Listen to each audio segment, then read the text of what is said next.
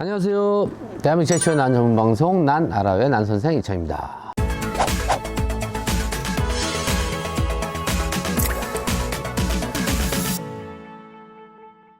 벌써 봄이 성큼 다가왔습니다. 오늘 이 방송은요, 난을 처음 입문하시는 분들이 반드시 시청해 주셔야 되는 방송이고요. 중급자나 고급자 되시는 분들은 패스 하셔도 괜찮은데, 왜냐하면 제가 최근에 이제 이런 난 저런 난 코너, 난 방송을 찍으면서 한 1년 조금 더 돼 가는데, 많은 분들이요, 의외로 상상 못하는 실수를 하시더라고요. 그래서 제가 오늘은 딱 8가지, 진짜 초보자 분들이 반드시 지켜야 할, 하지 말아야 될 것 8가지에 대해서 제가 준비해 왔습니다. 첫 번째는 난 고르는 거.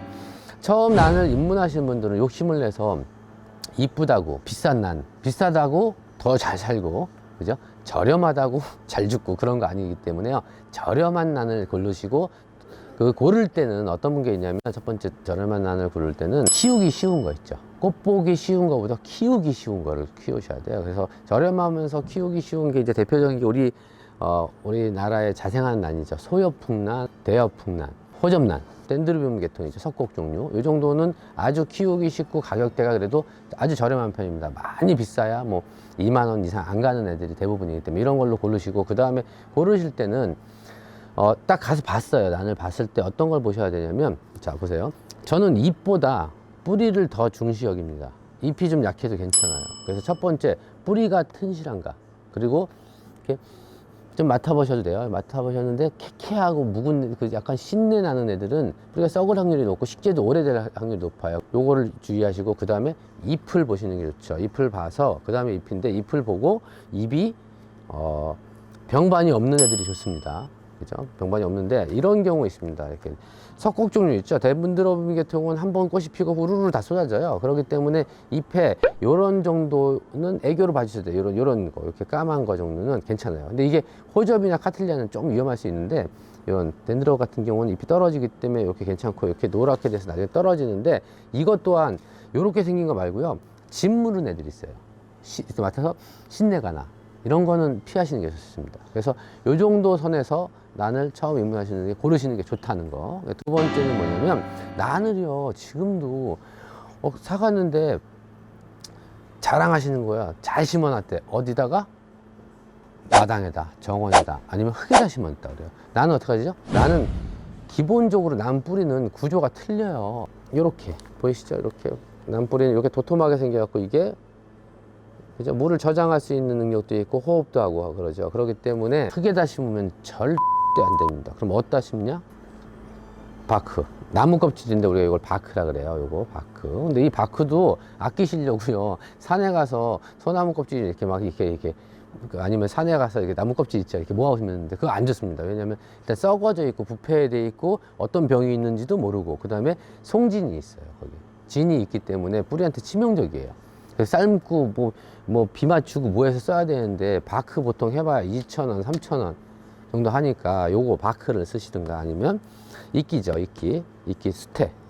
이 수태도 또 어떻게 쓰시는 분들이 있냐면요, 이거를 산에 가서 이끼, 파란 이끼하고 틀려요. 얘는 물이끼라 그래서 난에 최적화되어 있는 그런 이끼 종류이기 때문에 요런 이끼를 쓰시는 게 좋습니다. 그죠? 이렇게 쓰고, 그 다음에 중급자 이상 되는 분들은 모르는데, 초급자 분들은 이거 2개 섞는 거 저는 무조건 반대합니다. 섞지 마세요. 서로 궁합이 안 맞기 때문에 초급자 분들은 될 수 있으면 섞지 않는다. 그죠? 분갈이 이렇게 사왔는데 분이 요렇게 해서 비닐 포트로 되어 있는 애들 대부분이죠. 아니면 이렇게 플라스틱 포트로 되어 있죠. 이렇게 되어 있으니까 분이 보기 싫다고 분을 가시는 분들이 있어요. 초보 입문하시는 분은 될 수 있으면 갈지 않는다. 그럼 어떻게 하냐? 이런 커버 있죠?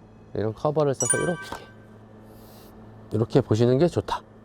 그 다음 네 번째 하지 말아야 될 것에서는 뭐냐면, 물에 대해서 알아보겠습니다. 첫 번째 뭐냐면, 물을 주는데요, 이렇게 있으면 요 위에서 주지 말기.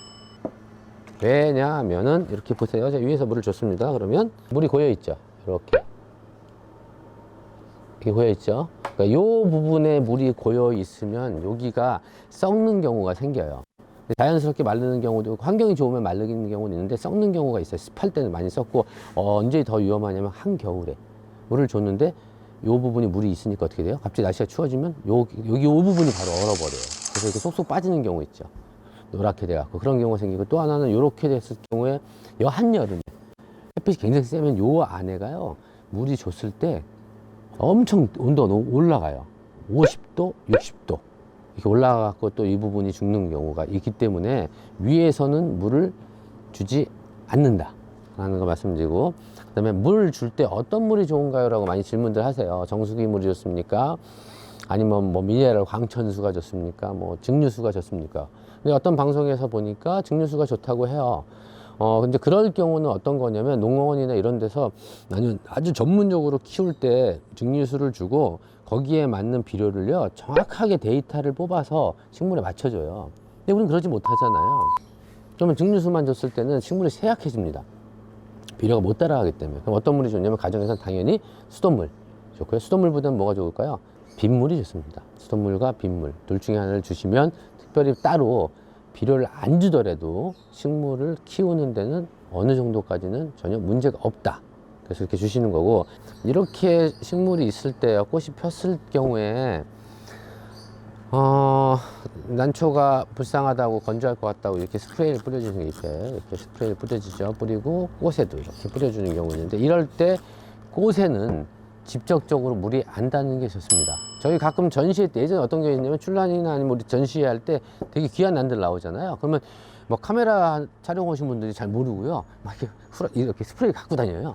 그래서 제가 뭐 하시는 거예요? 그랬더니 이렇게 뿌려놓고 이 물방울이 살짝 맺혔을 때 되게 보기 좋잖아요. 그래서 이렇게 사진 찍는다 그래서 어떻게 되죠? 바로 쫓겨납니다.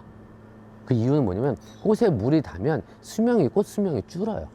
뭐 자연 상태에서 어쩔 수 없지만, 가정에서 꽃을 오래 보려면 꽃 수명이 줄는데, 어떤 경우가 아니면 처음에는 꽃이 이렇게 팽팽하다가요, 그 다음에 저희는 이제 꽃을 딱 보면, 이게 꽃이 오래됐구나 안 됐구나 빨리 지겠구나 느낌이 와요. 왜냐면 처음에 꽃이 폈을 때는 이렇게 빤빤하고요, 그물맥이라는 게 별로 없어요. 잎맥이 안 보여요. 그런 다음에 그 과정이 지나면 이렇게 보시는 것처럼 잎맥이 보여요. 이렇게. 그리고 이거보다 더 과정이 돼서 더 지나면 이렇게 탈수가 되면서 잎맥이 확실히 보이죠. 이렇게 보이죠. 그리고 이렇게 요 과정이 넘으면 이제 이런 식으로 변하는 거죠. 그래서 이렇게 되기 때문에 물을 안 주는 게 좋고, 또 하나는 물을 줬을 때 습이 많잖아요. 그래서 습도가 높으면 이렇게 보시는 것처럼 잎꽃에 곰팡이가 펴요. 바바바바바바바바 이렇게 피죠. 그래서 물을 안 주는 게, 안 닿는 게 좋다. 이거는 난초꽃만 그럴까요? 아니요. 모든 꽃이 마찬가지예요. 꽃에 직접 물이 닿는 건 안 좋다. 5번째.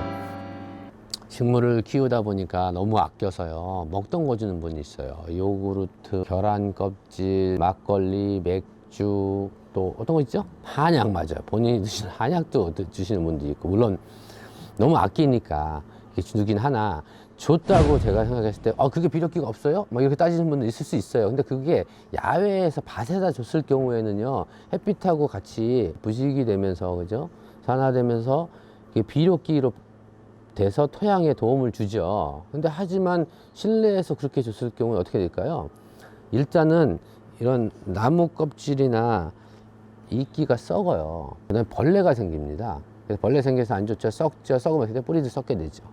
그렇기 때문에 그런 먹던 거 같은 거 주지 마시고, 제가 전에 방송에도 그렇고 앞으로도 다루겠지만, 정 주고 싶으시면 화학 비료나 아니면 미온을 주시는 게 되게 좋고요. 6번째, 햇빛은 어떻게 하냐. 그러니까 처음에 난을 구입하셨을 때 이건 어느 정도 햇빛에서 잘 큽니까? 난이라고 다 똑같이 안 해요. 근데 대부분의 난들은요, 일부 몇 가지 석곡 종류라든지 아주 몇 종류 빼놓고는 대부분은 직사광선을 직접 받았을 경우는 잎이 탑니다. 잎이 타면 어떻게 되냐면, 처음에요, 여기가 하얘요.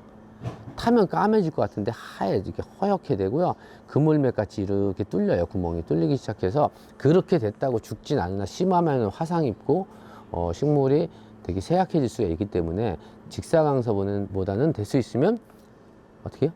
빛이 이렇게 한번 걸러서 들어온 빛 있죠? 그런 빛, 우리가 간접광이라고 그러죠. 반그늘, 이제 그 정도 빛으로 키워도 충분하다는 거. 7번째, 이렇게 벌브들이 있죠. 우리가 여기 벌브라 그래요. 벌브. 이거는 여기 벌브라 그래요. 여기 줄기, 벌브라 그러는데, 요 벌브를 이렇게 분리해서 하나씩 분리해서 심는 분들이 있어요. 이거 하지 마세요. 세력이 굉장히 약해져 갖고 위험하니까 이렇게 하지 마시고, 있는 그대로 해서 옮기시는 게 좋습니다. 초보 단계에서는. 그 다음에 뿌리가 밖으로 이렇게 나오는 경우 있죠. 이렇게. 여기처럼 이렇게 나오고, 아니면 여기처럼 이렇게 나오죠. 이렇게. 이게 왜 나올까요? 본인이 필요해서 나온 거예요. 그죠? 얘네들은 그냥 나와서도 충분히 견딥니다. 이렇게 얘네들이 이렇게 물을 먹는 거죠. 따로 이렇게 물을 먹으면, 공중식도를 먹든가 아니면 물을 먹을 수 있는 능력이 있어서 이렇게 파랗게 펴대요. 그러면 이제 얘네도 기능이 있는 건데, 나온 게 이상하다가 보기 싫다 그래서 이렇게 자르는 분이 있어요. 이렇게. 절대 자르시면 안 됩니다. 그냥 나오면 나오는 대로 그냥 키우시면 돼요. 이렇게 키우시고, 나중에 분갈이 혹시 새로 할 때는 얘를 다시 넣고 하시는 것도 괜찮고요. 이거 이제 마지막이죠. 처음에 딱 갖고 왔는데, 우리 그 나무 전정하는 이런 식으로, 여기 보시니까 이게 묵은 가지가 있어요. 이렇게 묵은 촉이 있죠. 이 묵은 촉이 보기 흉하다고, 그죠? 이거를 이렇게 싹둑 잘라버리는 분들이 있어요. 그죠? 어떤 분은 특히 덴드로 계통 같은 거 입에 우르르 다 떨어지거든요. 그러니까 이게 다 묵었다고 다 잘라버리면 절대 안 되는 이유가, 첫 번째는 요 묵은 벌 보이죠? 요 정도면 제가 볼 때, 징주 할머니. 그 다음에 이제 할머니. 그죠? 할머니가 여기 양쪽으로 쌍둥이를 낳았어요. 뒤에. 그 다음에 엄마.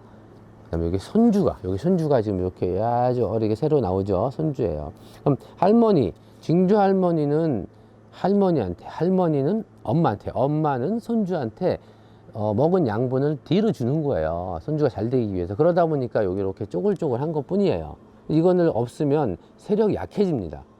그리고 또 하나는 어떤 게 있냐면, 나중에 커졌을 때 우리가 이제 대가족이라고 그러죠. 대가족으로 살 수 있어요. 다 같이. 근데 손주가 나 이제 독립하고 싶어요. 그래갖고 이제 독립을 시켜줬어요. 그래서 독립을 할 때 증조할머니 벌부하고 보통 할머니 벌부를 같이 놔두죠. 이렇게 놔두고 엄마하고 손주를 이제 독립을 시켜준다고 쳐요. 그럼 이렇게 시켜주면, 그 전에 참 신기한 게 뭐냐면, 그 전에는 순이 안 나와요. 왜? 당연히 뒤에 자손들이 있으니까. 근데 딱 잘라갖고 분리해 주잖아요. 그러면 징조 할머니 붙어 있는 할머니 있죠. 할머니 순에서 새로운 새끼가 나옵니다. 왜? 자기 자손이 없어졌다고 생각을 하고 새손이 나오니까 그런 용도로 쓸 수 있고. 그래서 두 가지의 기능이 있기 때문에 이 부분은 절대 자르지 않는다는 거.